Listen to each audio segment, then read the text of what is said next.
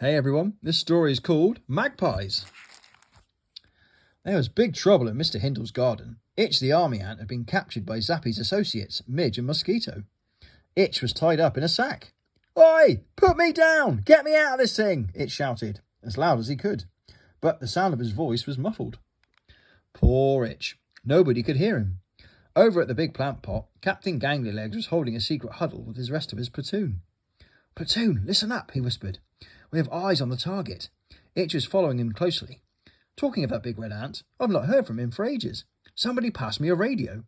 "Soldier, come in! Soldier! Soldier, come in!" he said. The captain got no reply, and there was just radio silence. Now the captain was getting worried. "What has happened to him?" he said. The captain was working out what his next plan was going to be, when a noisy bird in a nearby tree started chattering. The captain couldn't hear himself think. The bird was a magpie. It was black and white, with some blue feathers in its tail. The magpie was looking for something shiny, anything it could get its claws into.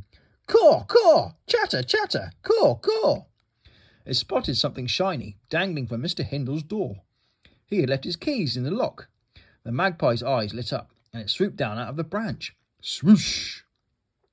It went to grab the keys with its beak. But just at that very last moment, Mr. Hindle appeared and removed the keys from the lock. Talk about timing. Any later and the magpie would have got them. Curses! The magpie would be back. He flapped away, feeling rather frustrated. This bird was not going to give up easily. Good, thought the captain. I can concentrate now. We need a plan to dispose of that horrible hornet and his army of irritating insects, he said. And ensure the safe return of Itch, said a soldier. Oh yes, we can't forget that big red ant, frowned the gangly-legged spider. Suddenly the captain had a rather splendid idea. It was in fact the greatest idea he had ever had.